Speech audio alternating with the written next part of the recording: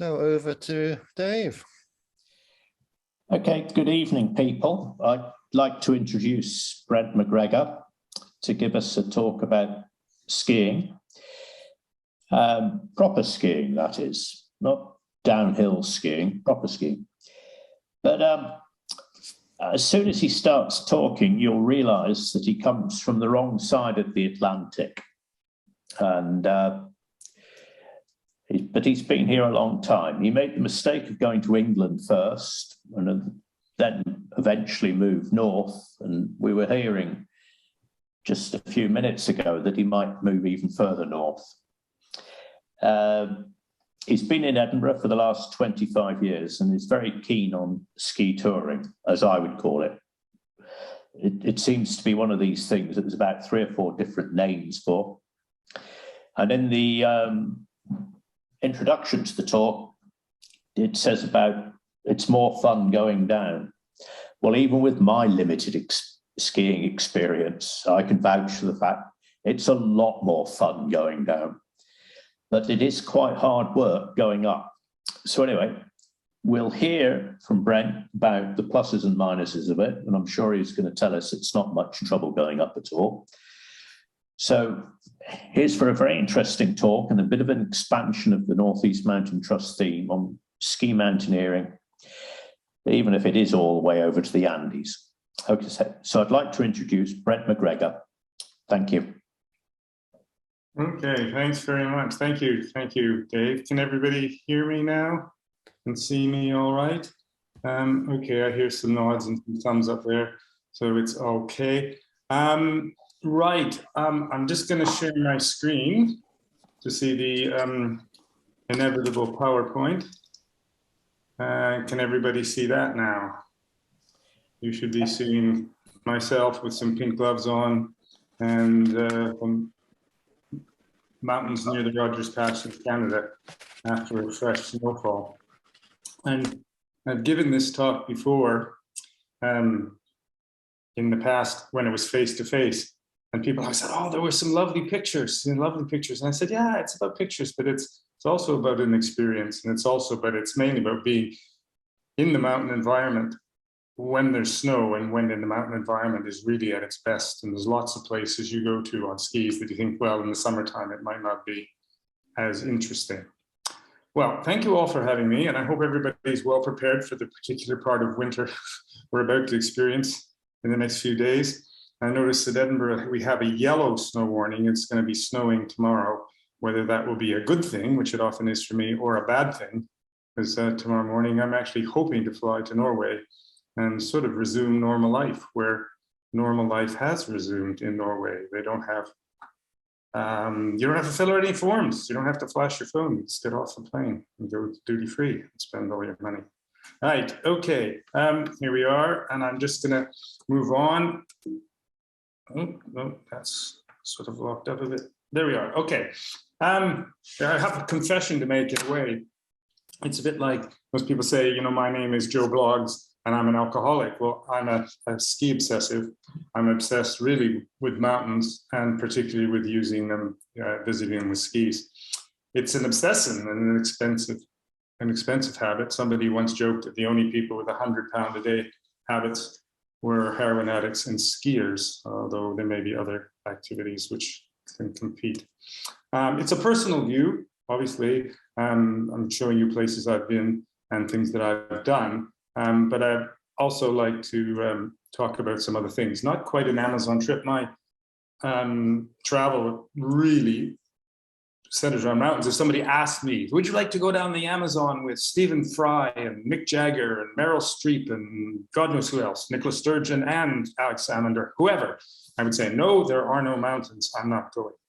So that's and this is, it's for things like this. This is a view in Switzerland. And it was the first time the sun had come out after a week. And we'd had snow all week, which was good for skiing, but actually bad for seeing. And suddenly this cleared and we had this magic scene from a mountain hut, which bode well for the next day. Ski touring is the topic I've been asked to speak about. And as Dave said, there's a number of phrases used which overlap and can be confusing these days.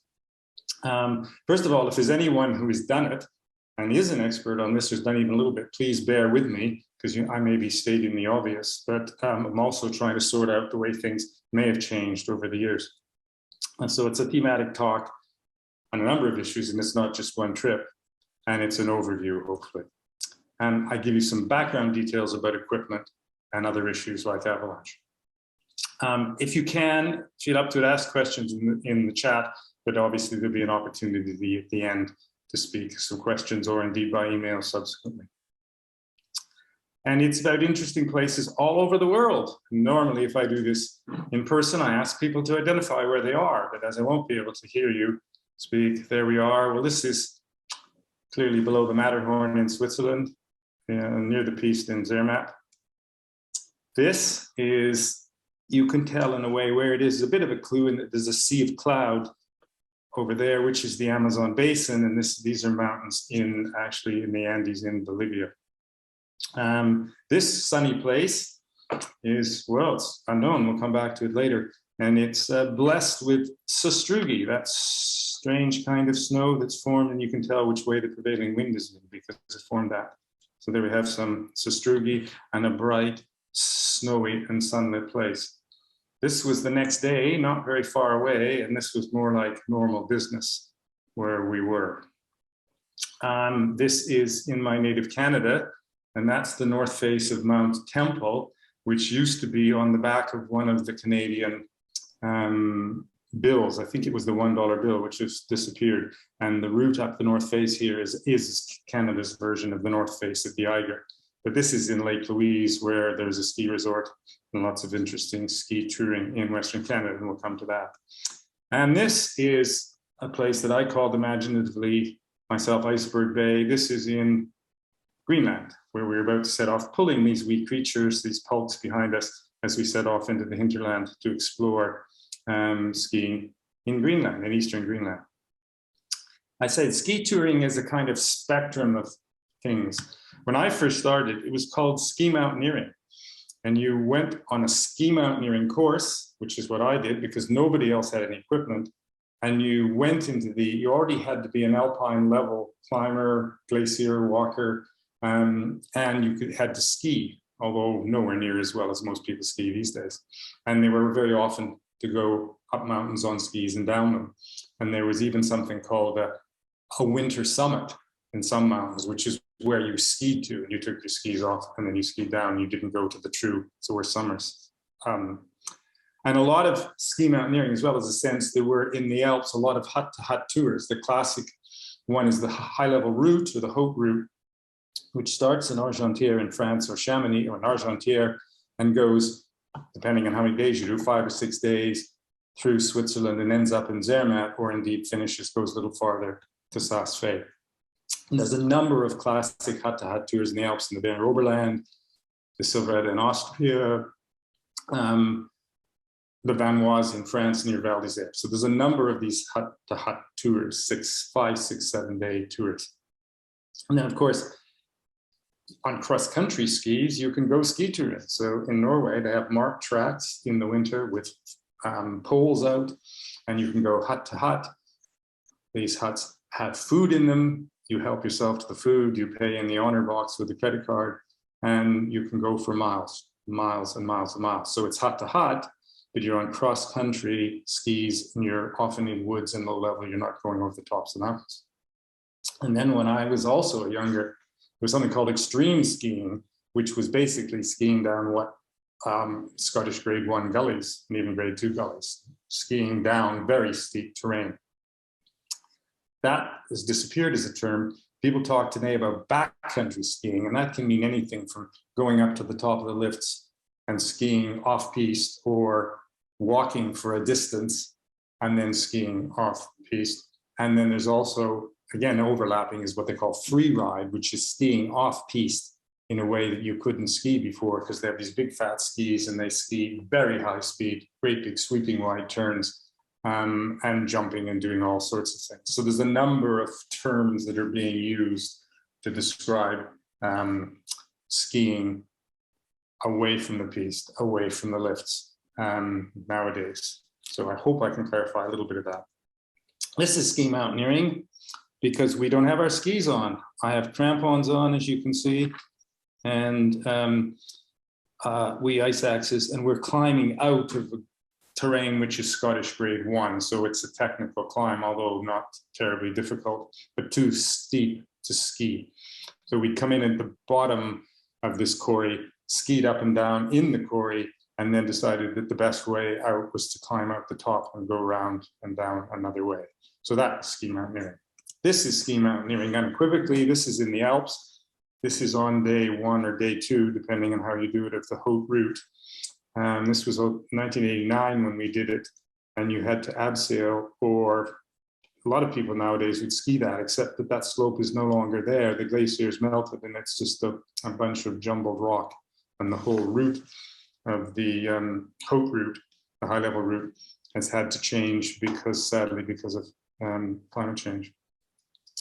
This is ski mountaineering.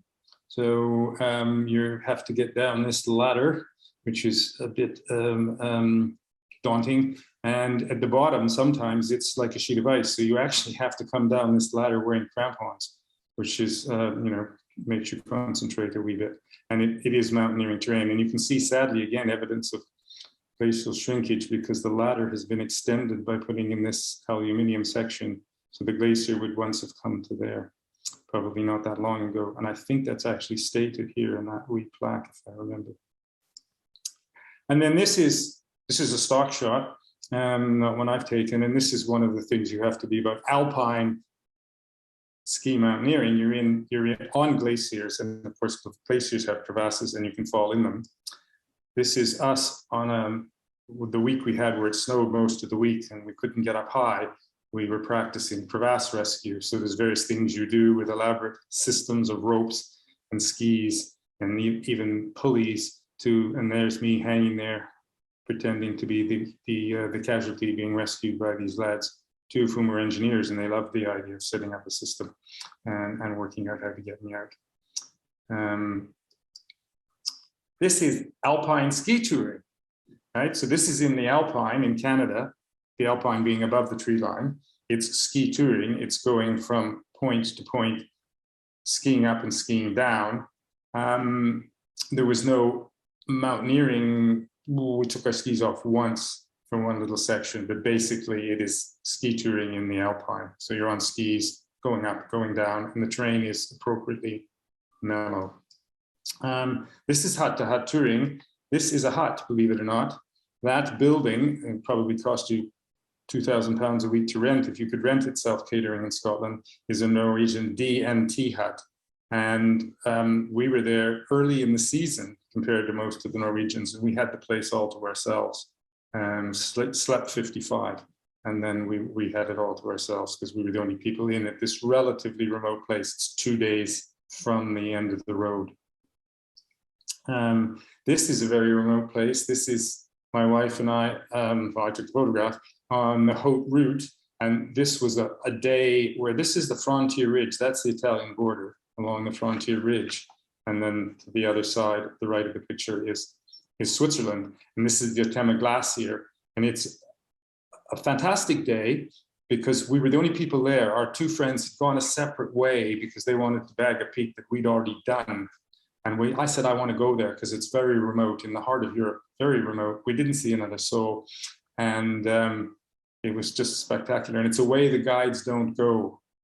The thing about it is it's practically 85% uphill because of the way you are. You ski down a bit at the beginning of the day, and then it's a gentle angle all day uphill. And it's one of those ones where you can see your destination for about 4 hours before you get to it. But it was quite magical. This is cross-country skiing unequivocally with leather boots and long skinny skis. And this is me about to give way to nobody under any circumstances. And I've just skied the east face of Arthur's Seat back in the winter of 2000. Was it 10, 11 or 11, 10? I can't remember. One of those 2 snowy winters we had at the turn of the decade.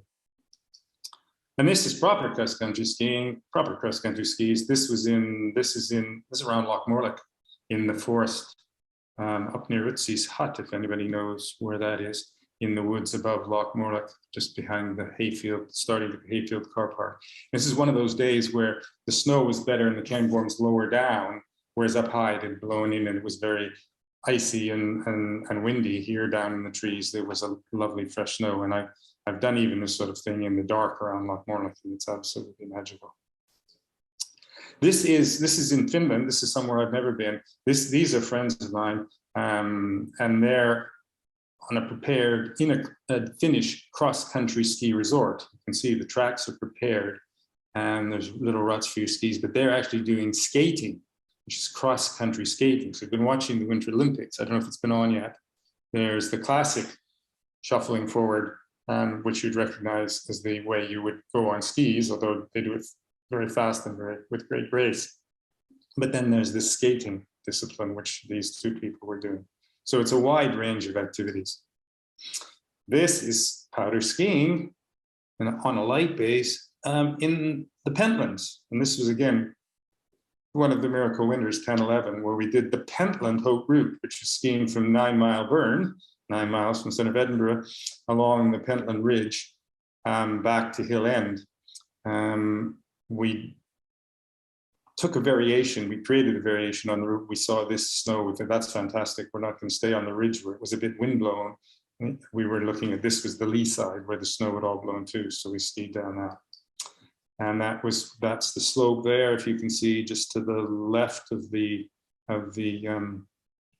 sunset. And of course we lost an hour because we had to dig out a car parking space for our cars. There was so much snow, and so we were behind schedule. So, but we saw this magnificent sunset, and we skied into Edinburgh in the dark, well, into Hill End. This is a very snowy place. Somebody might recognize that. This is Mille Buckle, which is the ridge above Loch Morlock. It's just nestling down there. I think that might be Glenmore Lodge. And I've skied that when it's been very snowy. Rivo and Boffy is just up there. But there's the Cairngorms car park. So this is the classic place for ski touring in Scotland, where a lot of people did the first ever skiing is Lurcher's Gully. And that's Lurcher's Gully. So the photograph we saw earlier was in Scotland with lots of snow, with bright sunlight. So proves you can get everything you want, not very far from home. This was the next day. This was practicing navigation. So we practiced navigation. My wife has, you see on her wrist, she had a GPS. Somebody else was doing map and compass precise, and I was doing, oh, I know where we are. I've been lost here before, as a method of navigation. We all turned out to be right. But it was interesting. Again, a variation on the potentially challenging conditions you get in Scotland. But then you also get beautiful things like this, which is just quite extraordinary terrain. You know, the terrain and the views, and in this case, the cloud. This is Scotland at its very best in the winter. And this is the summit of Brer-Riach. The quarry down there below it is officially the snowiest place in Scotland, and you can see the size of the cornice that they get a lot of snow, and certainly did that here. We can do another wee quiz, whereas this very happy young lady is getting on the train at Bridge of Orkney. And where is she going? Well, she's going skiing. So she went from Bridge of Orkney, got off the train over here at Ferrer Station, and skied along the track to the there's a little sort of village there. There's a number of self-catering houses, and there's the Grand House. And so they let those out in the wintertime. There's a youth hostel here, which is now open in the winter. And so we went up the mountain, and there was quite an extraordinary amount of snow. This one here is a group of the Eagle Ski Club. I think that's me at the front, and my wife there. So there's clearly somebody who was fitter than me who raced down ahead to take the photograph. And some years I know people who've booked it and haven't been able to get in. The conditions were so good they couldn't drive in. The people who went on the train could get in, but they couldn't carry very much. So that was just a party political broadcast on behalf of the Eagle Ski Club, who was approached by Northeast Mountain Trust to give a talk. So I'm a member of the Eagle Ski Club, and the Eagle Ski Club has a full program of Scottish meets, ranging from a dinner and a ceilidh right through to a special event for our younger members. And so it's a full program right through the season in Scotland, as well as meets in the Alps, events in the Alps, and all around the world. And it's a very large club of 1,400 people, mainly across the UK, but there are some people who live abroad. So it's if you like, the gold standard or the pink standard of Edinburgh ski clubs. I also belong to Edinburgh Ski Touring Club, which is my local ski touring club. And some of my friends in Edinburgh Ski Touring Club are also EGLE members. So we sort of double up a bit. And so we can sort of choose between them and do stuff locally. And there are other Scottish clubs. Inverness Backcountry Snow Sports Club. They've recently reinvented themselves. I think they were previously Inverness Nordic Ski Club, but I may be wrong about that. But certainly they've changed an awful lot, and they are very gung-ho and very enthusiastic, and they're doing some amazing, very contemporary things. And they are backcountry snow sports. So some of them are on split boards, which is a version for people who are snowboarders to be able to take their snowboard parts, ski up the hill, walk up the hill, put the back together and go down again. And in your part of the country, there's also an Aberdeen Backcountry Sports Club who have a Facebook page, but not a website. So they're even more contemporary than the rest of us old folk. So everybody's happy, and you can see why. He's got a smile on his face when you see snow like that and scenery like that. This is, if you like, the birthplace of this. I know skiing, of course, was invented in Scandinavian countries, but the kind of ski touring, ski mountaineering was in fact invented by Brits living in the Alps in the 19th century, including people like Conan Doyle were involved in these sort of things. I'm about to show you a trip. The blue line here is not a strange circular river. It's actually the Tour of Monte Rosa. It's a walking route in the summer, but there's a winter skiing version, which is shorter, which goes from Saas-Fee, across the Tash to Zermatt, up below the Matterhorn, up on the ridge, down into Italy, and then back and up and over. There's also, this is one of the great ski tours I've been on, is the Jungfrau in the Berner Oberland, where you come in through the railway, through the Eiger, start out here, ski around up here, this very remote part of Europe where you hardly see anything except a few lights in the distance. And then you ski back out down one of the most incredible valleys in the Alps. But I don't have any photographs of it, sadly. I was looking today, or I couldn't find them. Anyway, this is the Alps. You can see there's a ski lift there, which isn't running because it's been snowing and there's high winds. And there's my friend Archie, always the one who waves. He's always happy, got a smile on his face. You might have seen him smiling as we got off the boat in Greenland. So going up here in this borderline weather, going up in a crowd. This is a number of people, a mixed economy, some people from Edinburgh Ski Touring Club, some people from no club, just the friends of mine club. And we're going up to the Swiss, again, a hut. This sleeps 200 odd people. This is the Swiss Alpine Club Britannia hut, and it's called that because the British people, climbers helped pay for it. There it is the next morning. This morning it was minus 27 according to their thermometer on the outside of the building. It may not have been quite that cold because when temperatures are that low, thermometers aren't that accurate, but it was very cold. So we're skiing up. Our destination is there. So it's a long ski up, and you can see, judging where you can actually see the crevasses there, but it's of course the ones you can't see that are probably more dangerous than the ones you can see. So we're going to that horizon. We got, wow, look at this snow. It's all fresh. It's all fantastic. When we ski down the other side, it'll be just so wonderful. Up we went. Okay, it cleared up a bit. We're getting close to our destination, which is the call there before we ski down. And we ski down.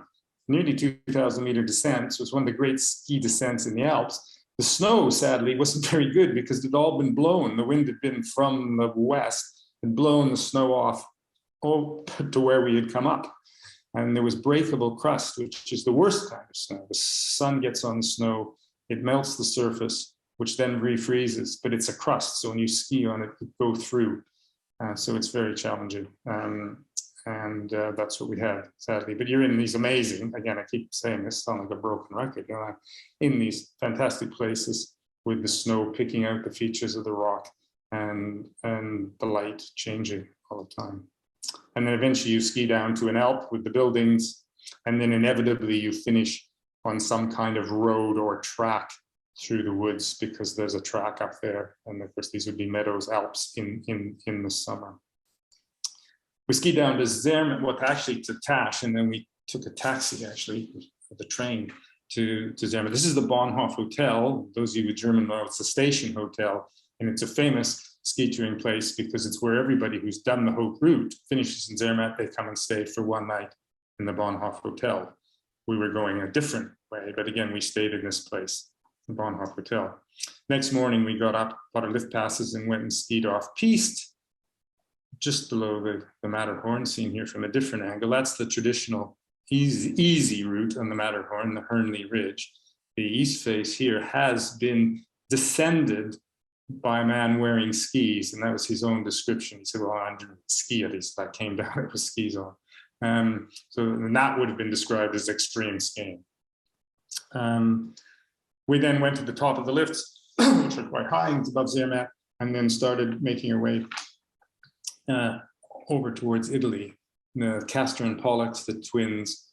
So we're skiing up here, and we're quite high. You're well over 3,000 meters, or well over 10,000 feet. And we come to this. This is a hut which looks like a hut.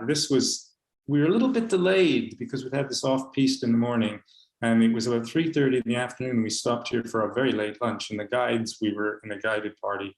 The guides were a little bit nervous. You could tell there was something going on with them. We thought, well, we don't want to stay here for the night. It doesn't look that wonderful, but it is getting late, and we got a long way to go. Anyway, down we went, and we arrived at this little complex of buildings, which in the winter has no road to it, to this refugio at 2,000 meters. And inside it was indeed cozy, and could have had any drink you liked, and lovely meals and food. It was started by a woman who had lived in Nepal for many years, and it's a sort of Buddhist retreat. The next morning, we got up bright and early and headed up in this territory. This is a hut that's not open in the winter, and it's a 1960s Italian Alpine club. It's a fire trap, basically. It's made out of wood, and it looks horrible. I stayed in it in the summer when we climbed this mountain, but I thought, I'm just not going there. And the guides have built another hut just here at the bottom of the picture, on the bottom left. And this is the kind of terrain. This is proper Alpine ski touring in the Alps. And there we are on our way up, and up, and there we are at the top. That's Monte Rosa there. So that's actually Duferspitz, which is the highest summit of Monte Rosa, the second highest peak in the Alps. But all of these other little peaks, and they've got all sorts of names like Parrot Spitz and Signal Coupe and Pyramid Vincent, they're all part of the Mount Rosa Massif. And then we got ready to ski down. And by this time, we had worked out how to ski this in different snow. The biggest people went first like a bulldozer and sort of squashed it down, and the smaller people came along. But again, it's one of these pieces of terrain. You wouldn't see this like this except in the snowy season. The mountain there is called Liscum, and people have skied this face, although they do it in July when it's softened. Never do it in this time of the year. So that's the Dom, I think I'm right in saying, which is the third highest peak in the Alps. And yeah, anyway, those are the mountains of the kind of terrain you're in, these cascading seracs, and just, again, just a wonderful, interesting place to be, as well as the exhilaration of the physical activity. Our friend there is going to have a look just to see a little bit closer. Fast. Don't go too close, Nick. And there we are. So we've made our way from here all the way down here, avoiding this ice fall. Down here, you can see people are skiing a little bit carefully and making a path so we can deal with the breakable crust. And then we get down to this place, which is, this is the hut. I'd previously been there in the 1980s, and it was an old-fashioned stone building like the first one we saw, but it's been replaced. The Swiss government told the Swiss Alpine Club they had to have more responsible huts with proper water supplies and waste removal. And so some of them they rebuilt. This has got solar panels all on the black, but it looks like a solar panel and seems somewhat inappropriate in the context. But there you are, stopped for coffee. And then we skied out. Again, classically, sometimes the hardest part of some of these skis, you go down a gorge here, past a waterfall, and depending on how much snow there is, it can be easy or it can be dire. And for us, it wasn't too difficult. People often ask me about the equipment. And if I was going to do this talk in face-to-face for real, I always bring a bit, but I can't do that obviously here. The only difference between men and boys is the price of their toys, as is often said. Skis, boots, as you would do if you're going piste skiing, but skis are the same basically in terms of cost, a little bit featured differently. The boots are about the same price, maybe slightly more expensive. The bindings, for some reason, are incredibly much more expensive. And then you also need skins to make sure you're able to put on your skis to go uphill. And here's some stock shots again. So that's a boot. That's a ski touring boot with a V-brown sole, so you can walk. It has a binding, which little pins which affect at the front, and a binding at the back.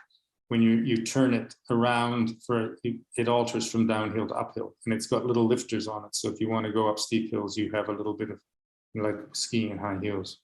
And then when you come to ski down, you just flick it round and click your heel down. These are skins. They're originally peau de phoque, as the French say, seal skins. They're now mohair and synthetic fabric. And you put them on with elastic, and they have glue on the bottom and special glue, and they stay on to enable you to go uphill. So this is the action of them. These ones have got plastic on the top there, but this is what you're doing, and it stops you sliding backwards as you go uphill. And then you have a pit stop at the top, the transition where you take them off, put them in your bag, and turn your bindings around, and off you ski. This was, again, one of the magical winters. This was actually Pennycook there. So it's in the central, the southern uplands down there. It's Pennycook. This is in the Pentlands, different place in the Pentlands than seen previously. And then, of course, whatever you do, you have to come down and have your dinner. This is actually, this wonderful building is one of the buildings in Truro, which is, I think it's called the Old Chapel. It's in the little complex that the estate has, which they hire out self-catering during the winter. And this is that same weekend. This is around Ben Alder, not quite as far east as Ben Alder, above Loch Ossian. And that was the kind of snow they had that year, which is very unusual. You don't normally get that kind of flaky kind of, so like soap flakes, old-fashioned soap flakes. You don't get that kind of snow in Scotland very often. And there they are, smiling from ear to ear. That was the last who's on the train, getting on the train. And they were just, I think Ben Alder's over here this way. So that's just the beginning. They went up and had fantastic snow. Sadly, I wasn't able to go. But I was here, and this was that same winter, Mila Buckle, with no snow, we saw previously. This is actually the 21st of June. And there was a little party with a barbecue, and they had a little ski lift, and we skied on the hill at the Cairngorm Ski Resort. But we decided we were going to camp out and ski the next morning, which we duly did. And this is 21st of June, and this is on Ben McDewey. And we did about 4 hours on skis linking up these little patches on the 21st of June, which was quite remarkable. Suddenly, we've flashed forward now to Norway. So this is Norway, again, slightly less fantastic huts. Actually, two buildings, because they had an incident where one had burnt down. So they rebuilt, they built one and then they built another. So if they did have a fire, they could deal with it. Somebody put ash from the wood stove down just in the toilet or something, I don't know. Anyway, this is the building, solar panels, and so you ski up to that, and it's all kitted out with food. It's all tinned, obviously, and dried, but you don't have to carry it, and you don't have to carry it as much because you're going to these huts. And you just belong to the DMT, and you have a key, and you can go. So this is what it's like inside, right? So you can see we're not quite in shirt sleeves, but we're enjoying ourselves, and just, you know, it's a lovely place to be. This is the next morning. We're going up this hill here. So we've had a fresh snowfall overnight, and we were just thinking how lucky we are in Norway because one, it isn't blowing a hoolie. Two, there's no one there other than us, and just fantastic scenery. Just again, I mean, just a wonderful place to be. And the skinning up is I don't know, you get into it's like being in a zone. There's a kind of zen to it. You just say to yourself, just moving the ski, keeping the rhythm, don't get yourself out of breath. And even at this time of the year, which was February or March, the days are long enough. You're not rushing. There's no reason to rush, except to turn around and come down and get back early. So there we are. Terrain steepens up a bit and just gets up above what little bit of cloud there was. So just again, a wonderful place to be. And then we ski down cautiously there. I think it's a little bit challenging. I have a memory of it being some people were a little bit better than others, skiing on in a little bit challenging terrain. Others effortlessly telemarking. And this man has been going to Norway every year for the past 25 years, knows the place like the back of his hand, and still has places he hasn't been. And that's another trip. We went out the next day. We went up this, you go around the corner here along into this bowl and up that ridge to that summit. And ladies were obviously very happy being there. And that's where we had been the day before over here.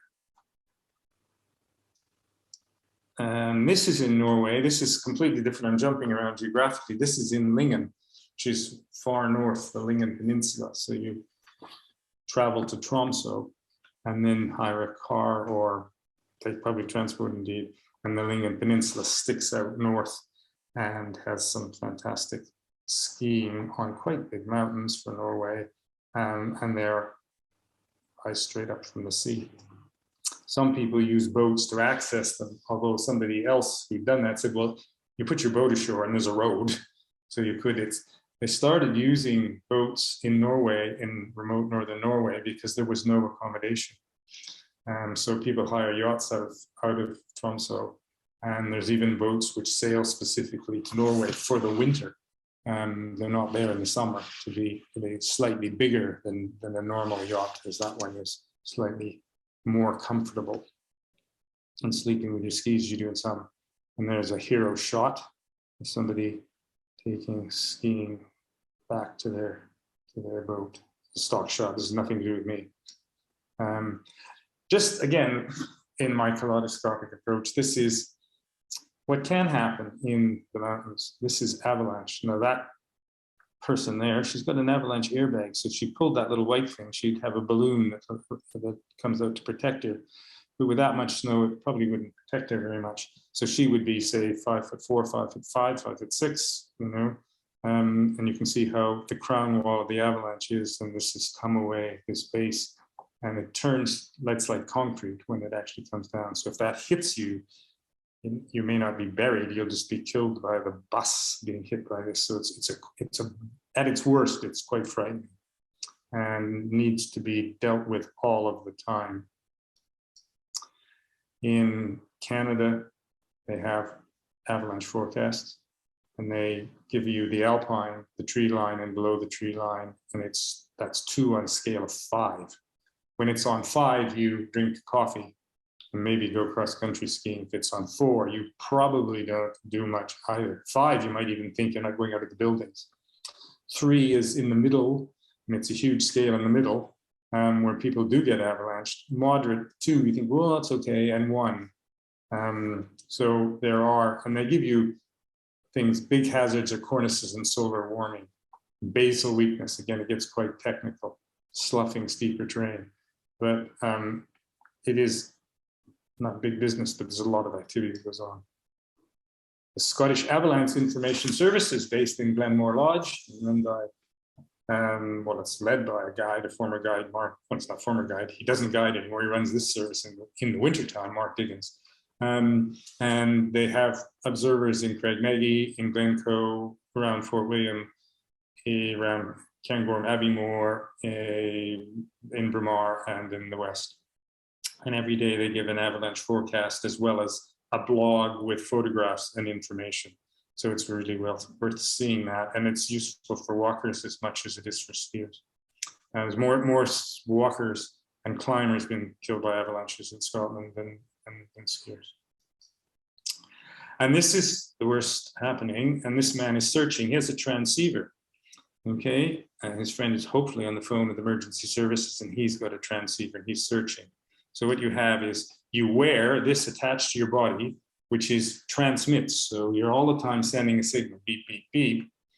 And then if you're buried, it continues to beep, and your friends they switch theirs to search, and they can get a signal 8.5 meters away. There's 2 people buried, quite sophisticated electronics, 2 people buried, and the second of them is the one that's there in black, is in that direction 8.5 meters away.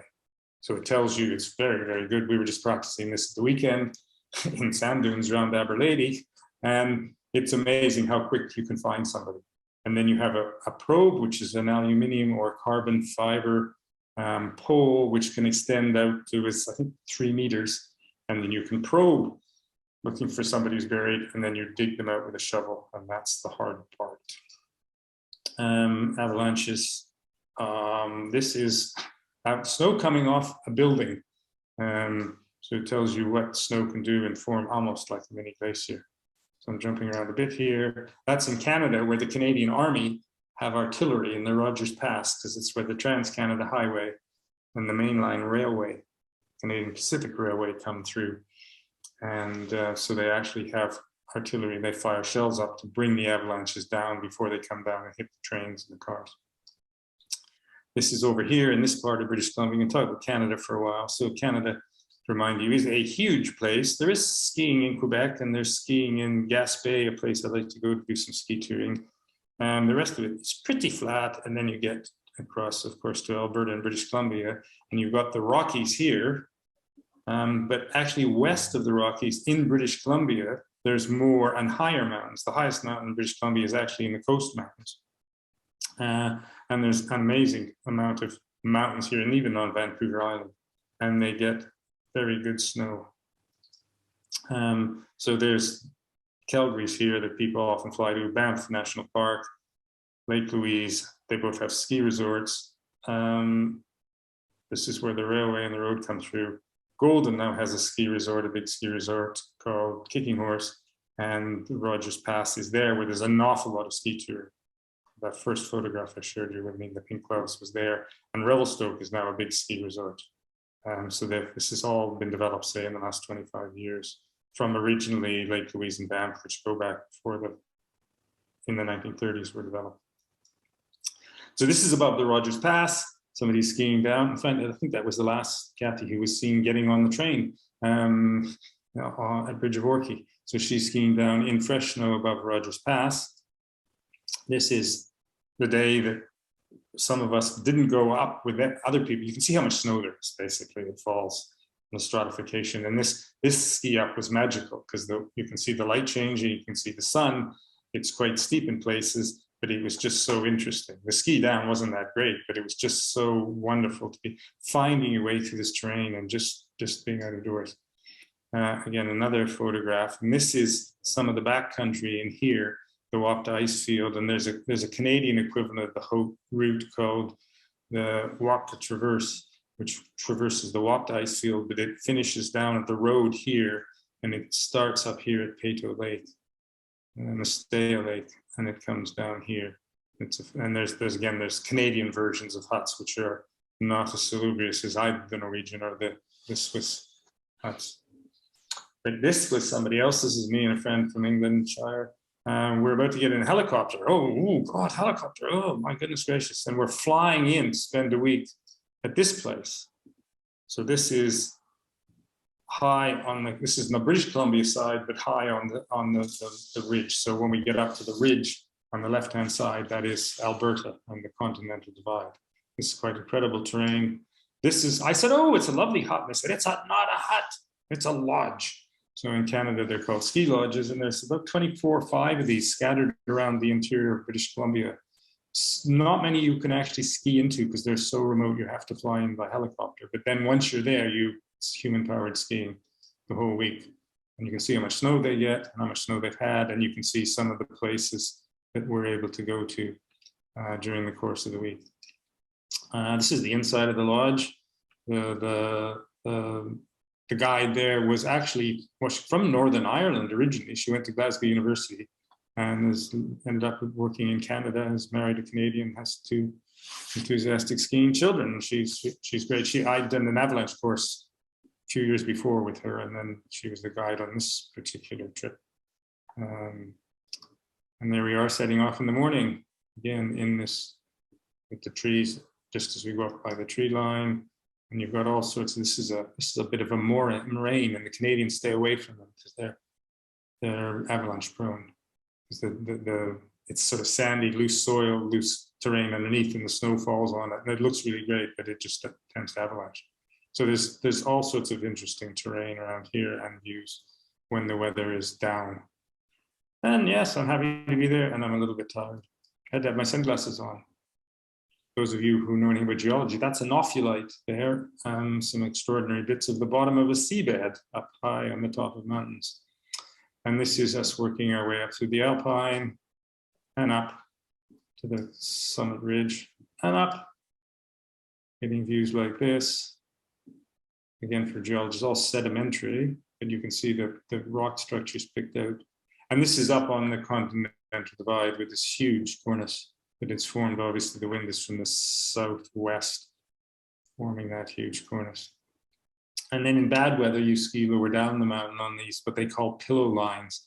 I didn't particularly like it, like big moguls, if anybody knows skiing enough for that. It's a great big boulder, and it's covered with 10, 12 feet of snow, and you jump from one to the other as you ski down. And it's, Canadians have made a big fetish out of it, just because they can. I didn't particularly enjoy it, but there you go. And this is the last, that's the tree line. Where's that a tree there? Anyway, again, we're skiing up in this terrain, and we had fantastic weather. Although nobody takes photographs in bad weather. I seem to have them. And sadly, all over again, and we get in the helicopter and fly out. But that wasn't done. I'm going to jump around now and fly somewhere else. And again, in a face-to-face, I'd actually ask people, well, where is this? Well, that's the east coast of Greenland, which is one of the most incredible places I've been. Flying in from Iceland over the pack ice, which is breaking up in the spring, icebergs adrift. So we're flying from Reykjavik to Kulisuk, which is there on the east coast of Greenland. And you see how big it is. I think this national park is the size of Britain, no, the size of Europe. It's huge. I know exactly this, but I've forgotten what it was. It's the largest national park in the world. So we land in the runway, which was built by the Americans when they had a distant early warning radar station. That's my friend Archie waving again, being enthusiastic. And you could ski up from the runway, and you can see how much snow there is there. And that's literally just walking distance. There's a little bit of water in between, but not far from the runway. There's the airport taxi, ready to go. The locals keep dogs, I think, more as a hobby than they really need them. That's the airport workers, and there's a temporary hotel when weather strands people. If you can't get out, you have to go and stay there, put up by the airline, which we did on our way out. This is the wee village. Sun about to set. Well, not sun, there's the sun, and there it is setting over the ice floes. Then the next morning, we got up and looked at that, thought, wow. They hadn't used their boats at all yet that year, but the wind in the night had broken up the sea ice. So they thought we were going to go in by boat rather than by dog sled and skidoo. And we can go further because the boat goes faster. That's the kind of sea ice still that's there. But after a bit of bumping, they made out to open water and dropped us off at this place I showed you earlier, Iceberg Bay. And then we pulled our pulks up, which we thought, oh my God, I'm not looking forward to this. But actually, it was fun, surprisingly. It's like a little pet. We stopped here, and I said to the guide, oh, where are we going? He said, up to that call. And I said, how do we know there's not a cliff the other side? He said, we don't. But if there is, we'll have to go around somewhere else. So it was real adventure skiing. Set up camp, build a wall to protect you. And the next day we woke up to a little bit of bad weather. And we're glad we were protected. This is the terrain. There'd been a lot of snow, wet snow, and it all avalanched, but then it had frozen. So it was actually quite safe. It doesn't look safe, but it does. And we set off up the hill with these fantastic views of deep blue sea and ice. No green, no brown, no rock, very little rock visible. You notice that there's an orange object on this person's back. He's carrying a rifle because the polar bears might show up. And that's just continuing up the same. We went to what's, again, a winter summit or a ski summit. We didn't go right up to the top because I didn't quite see the point of it. But again, this fantastic. We later went up this place here and up and over here somewhere. There's us skiing down, and that's the fun bit. And I said, sometimes just ski up and ski down, ski up and ski down, which some people do, and it's called doing laps, or in America, Canadians call it yo-yoing. You just go up and you go down. You don't go to the summit, you don't go across terrain, you just find the best skiing and just go up and down. This is another campground, again, checking the rifle. That's the mess tent we saw earlier there. So that's where we got together. There's me looking gormless. And we're sitting eating our delicious dehydrated food with a little bit of Branston pickle to liven it up a bit. And we moved on. This is pulling our pulks across the sea, frozen sea ice here because it's broken up. And again, this, snow everywhere, right down the sea level, with only a little bit of rock breaking the surface. This is our camp, and as I say, we went up this terrain and around the back there. And that's the view from your tent. And this is one day we got up and we could see across to the Greenland ice cap, which is mountainous to begin with, but then levels out and is just glacier sheet for 3 weeks of walking, which people do when they cross it. So it just goes for miles and miles and miles. Over there, if you've ever flown across it, it's extraordinary. You think it's gone cloudy because you just look down and see just white and no features at all. And there we are at the summit. I was the only one who took my skis off, but this seems to have taken the skis, kept the skis on. Anyway, there we are celebrating, being on the top somewhere. And then sadly, it all had to end after 9 days out in the wilderness, eating dehydrated food with Branston pickle. And we had to build a wee dock there and getting ready, and then get our little pulks ready, rolled up, put the rifle away, and we're just literally at the edge of the ice. So the boats have come in as far as they can, and duly on time, they appeared. And then we rowed back again. It was quite magical because the water was open, but it had ice crystals in it, so it tingled even above the motorboat. It just, and it was just amazing, quite extraordinary. And again, you'd only go there to go skiing, because you wouldn't go in the summer, it wouldn't be the same. Then we got back and we were stranded in Iceland, in Greenland for a while, and couldn't fly out because of the storm. So that was a bit adventurous. And then one day we went to the local trading post, small grocery store, and then there was a danger. We didn't find our way back. I've written it up somewhere in cyberspace if somebody wants. I can give you the link to my Greenland trip. This is the Andes, drawing by my wife, who likes to draw things. This is Bolivia, where we were. I'm conscious of the time now, I'm flashing through. We flew into La Paz. We're in the mountains above Lake Titicaca,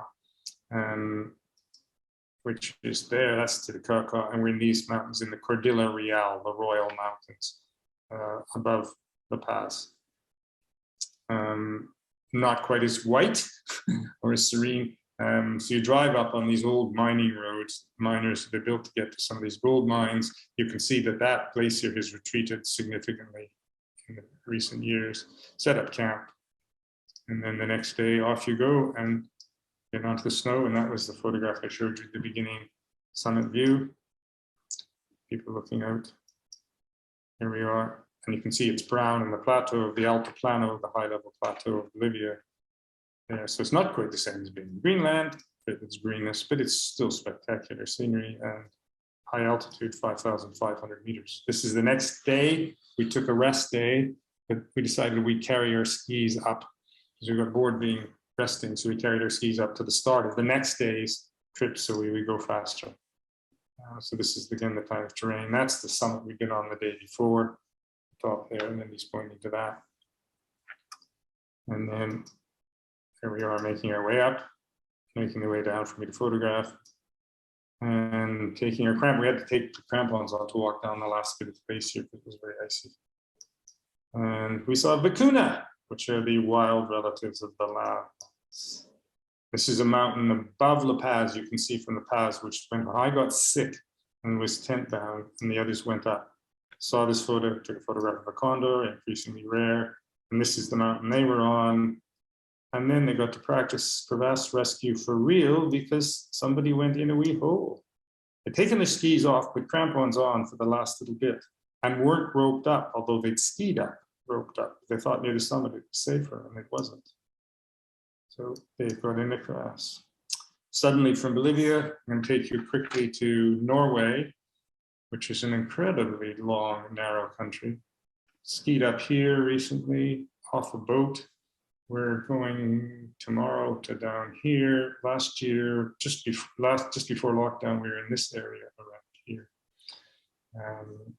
We also skied further over here, was where the photographs were of the big hut. So that's skiing off a boat in northern Norway, because there are no hotels, very little accommodation. We saw nobody in a week. Nobody, not a person, not a boat. And that's me skiing down to the boat. It's a vague sense of some kind of summer track in a building, but we never saw a human being. Where am I going next? Well, ski up extinct volcanoes. Well, that's Arthur's Seat, so that one's been done. So I don't know about that. This is an area in southeastern France, very close to Turin, is the closest airport, called the Keras, and I'd like to go there. And people often go in January. It's not glaciated, and there's these large forests, and it's lovely skiing. This is Kyrgyzstan, which I've been to in the summer, but I've never been skiing, and I can't convince enough people that they want to go to Kyrgyzstan because they think they're going to get eaten by the natives or something nasty is going to happen to them. But it's a wonderful place. This is somewhere I probably never go. These are steep, steep couloirs on Baffin Island, where they have some of the biggest cliffs in the world. And in between the cliffs, there are these very steep couloirs. It's the kind of place where mountain guides like this guy, they go on their holidays, and it's completely expedition. So probably never go there. And this is the Andes. This is the Amazon, where I'm having my skis made. I said, oh, well, I can see if they can make me a pair of skis so I can somehow go down the Amazon and visit the terrain and do skiing. And I'll just end with something that's not just about me, but about other people who do these sports. This guy sadly died in a climbing accident in summer, but he's called Patrick Valenkamp, and you can tell by his skis, his boots, and his clothing. This is sometime in the 1980s, and he was an extreme skier and skied the most incredible steep things. And he was a leading proponent of what was then called extreme skiing. This is a map of Norway and Sweden and Finland, but there's a blue line here. Well, this man skied all the way from the south of Norway to the tip of Norway. And he was about the 65th person to do it, the first non-Norwegian. He's an Edinburgh landlord, ex-North Sea oil worker. He then got on his bike and cycled here to the Russian border. And then what did he do on the Red Line? Well, he didn't take the Hurtigruten cruise boat. He paddled in a kayak all the way back to Oslo. So this extraordinary gentleman is called James Baxter. There he is in winter mode. And he carried a tent and sleeping bags and food. And he wrote a book. And he had locator beacons, so you could see where he was all the time. And he would write 4 and 5 pages a day. This is him in the summer when he finished that. And he's written a 250,000 word book. And I'll just finish very quickly with, again, party political broadcast on behalf of that. This is amazing terrain. It's just, this is in Norway. This is the Greenland ice cap. No, it's the Auk Hills on one of the amazing winters when we got out in the Auk Hills. That's the Pentlands, again, in one of the amazing winters.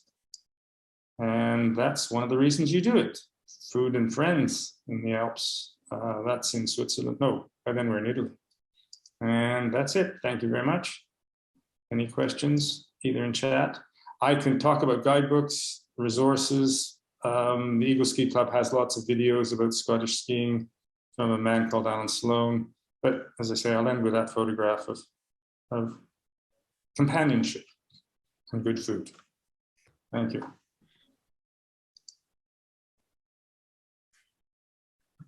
That's excellent. Thank you very much, Brent. Fascinating. I was going to say trip, but it's more than one. It's a lifetime, really. It's a journey, yeah. Since it started in 1984. Was it 80? Yes, 1984. I'd skied before. My wife had skied up Bircher's Gully endless times. I'd skied up Bircher's Gully before we met.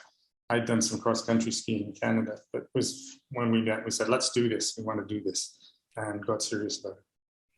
I'm sure there are plenty of folks in the audience who know more about this sort of skiing than I do, but let's open up the chat for any questions that people have. Either type in a question or indicate that you want to ask it verbally, and we'll invite you to do so. But you started off there saying that that's nearly 40 years. There's been a change in the gear in that time. It's improved. Has it made life easier, or have people just gone more extreme? It's got lighter, significantly lighter. When I first started, you'd go into a shop, even in the Alps, and say, do you have ski mountaineering boots? And they said, yes. And you said, well, I'll have size 9.5, please. Because there was no choice. Mm-hmm. At one time, you went to an alpine hut and the boot rack was all the same boots. They were the same color and they were red and they were sort of like a breezeway block. They weighed a ton and you couldn't ski very well. Now there's an overwhelming amount of choice. They're light, they're not cheap, but they're light. They use composite fiber, some of them got carbon fiber in them.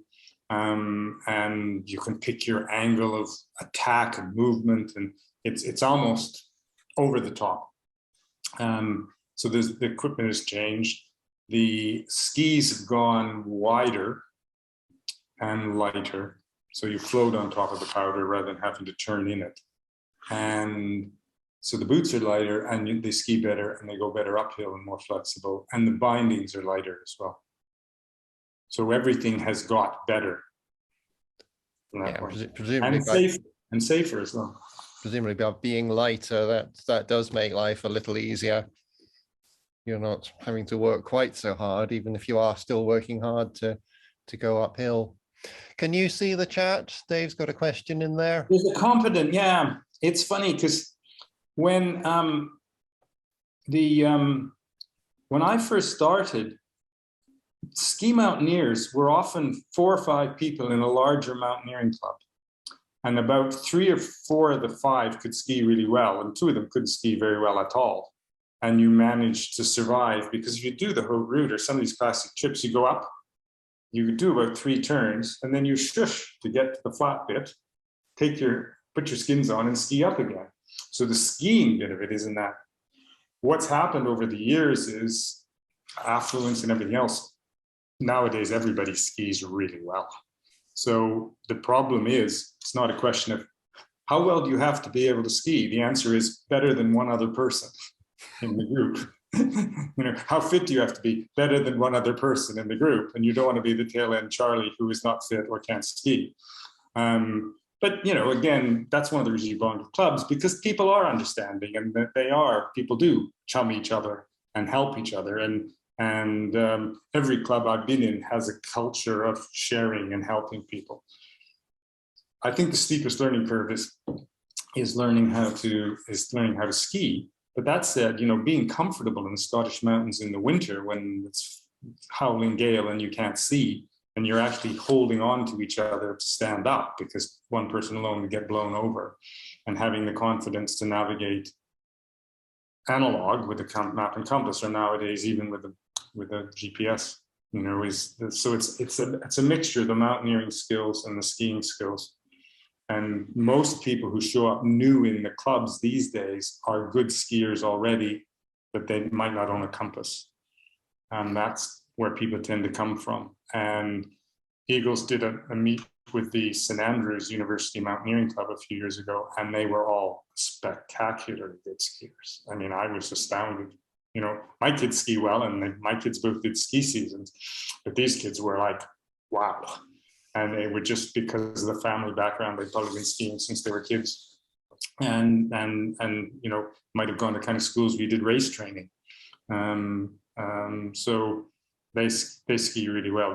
There's a new member here at Edinburgh Ski Touring Club who is she's a young doctor registrar level, but she used to race as a ski racer, but she doesn't know how to navigate. So she was happy to go out in the Pentlands and be shown how to use a compass. So it's it's challenging. So it takes a while to do all of those things. But I think that's why people go with guides, because of course you're delegating the decision making, the route finding, the navigation, and everything else, and you go with a guide, and you just have to be fit enough and ski well enough. It costs you money, and some people don't like it. I know people who positively do not like going with guides because they lose some of the fun for them. Is the route finding, the route choice, doing that. Including somebody, Judy there, who said he was up the Atema Glacier and the visibility was almost nil, which is, yeah, quite. There was not far from there was an accident where a guided group had fatalities, including the guide. If you go on the Haute route, you go from the Verbier version, you go to the Dies hut, which is down that ladder, and you go around to the Vignettes hut, but you can traverse the Pin de Rolla. And this guided group did in indifferent weather, and they got caught out, and some of them died, were out overnight. So it was not very far from where you're talking about. And in Scotland, funny enough, you get the blizzards, you get the whiteout, but you sort of get navigation. There's always features. Sometimes in the Alps, it's very difficult to tell one 1,500 meter pillar from another one. Do you know what I mean? You're actually in the mist, and the maps, although they're still 1 to 50,000 or 1 to 25,000, everything is so. We were on the Pin de Rolla in whiteout, and I had put in my GPS something from the map. It said 0.3010 or whatever it was. 301, yes, right. And I put that in the GPS. I thought, well, it must be important. Why would they put it? And when we discovered it in the mist, it was about the width of 2 doors through the rocks in a place I'd been 4 times in the sunlight, summer and winter. And I wouldn't have even known there was a problem. And there were people who were wandering around the mist lost, and we said, it's this way. So the challenges of navigating in bad visibility in the Alps, I think, are sometimes in some ways greater than they are in Scotland. And they just tend not to go out, basically, you know, whereas we have to.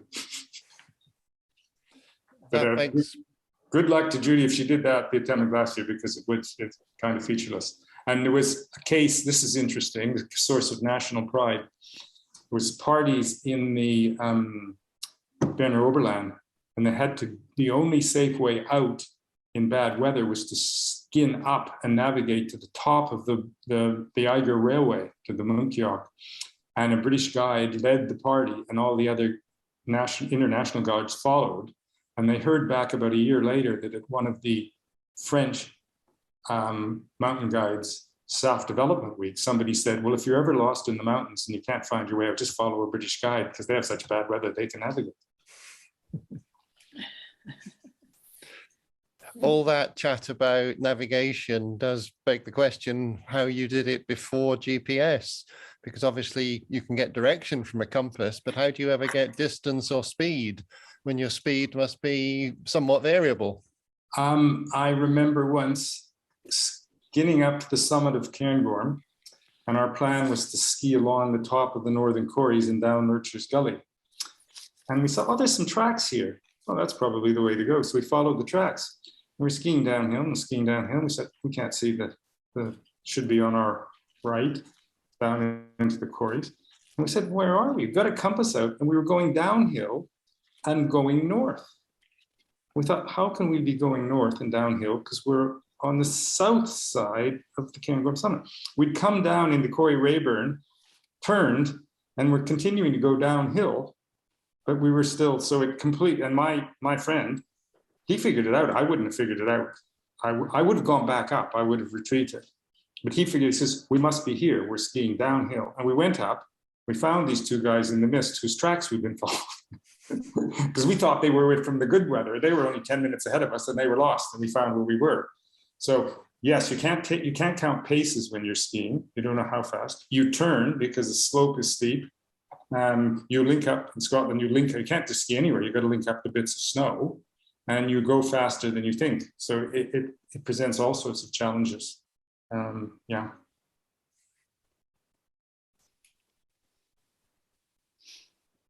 Rona's asking about the pictures behind you. The pictures behind me are, our daughter's a landscape architect, and they were for a project she did for her master's and her project was about Wester Ross, but I'll tell you specifically where they are.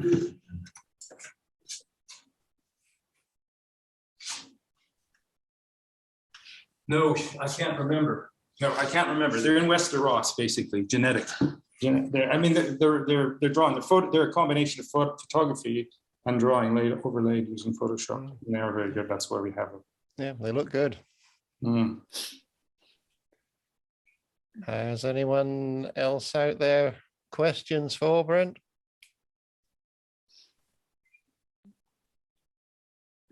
If not, then I will prompt Dave. Okay, well, yeah, I'd like to thank you, Brent. I think it's been an incredibly interesting talk. You're obviously a good skier, but I would say you're a much better photographer. The photographs were just fantastic. Well, I suppose I should give credit there. They're not all mine entirely. Some of them. And nowadays with digital, you actually, you all put them in the same Dropbox folder and you forget who took them. And then you realize, well, that's me in the photograph, so I couldn't have taken it. So, well, it was a very good compilation. I was impressed. And I liked the analogy that skiers are much the same as heroin addicts. But I could identify with that. I once said somebody, if I had obsessive compulsive disorder, would you treat me on the National Health? And they said, of course. And I said, well, would you give me what I wanted? Well, donuts. Would you send me away to ski? Because I'm obsessive compulsive. No. The one bit I'm not convinced about, and you were talking about being in the zone going uphill. My limited experience of ski touring is going uphill is hard work. And I have not been in the zone. Maybe I need to do more practicing. I think it's a mental thing. You just have to deal with it and just forget that the guy ahead of you or the woman ahead of you is 15 meters ahead and doesn't seem to be breaking sweat, and you won't be breaking sweat. Yeah. They'll have to wait. Yes. Okay. Well, anyway, thanks very much. Very good talk. And thank you. And well, thank you very much. I'm glad to share, and I hope I've inspired people to, if nothing else, look in some books or look online or go out and do it again. Or That's great. No, I think go out and actually do it is what you've got to do. So great. Thanks very much. Thank you. Thank you. Thank you. Just a reminder to everyone, the next talk in this series is Thursday, the 10th of March, when Roger Owen is talking about walking in wild Albania.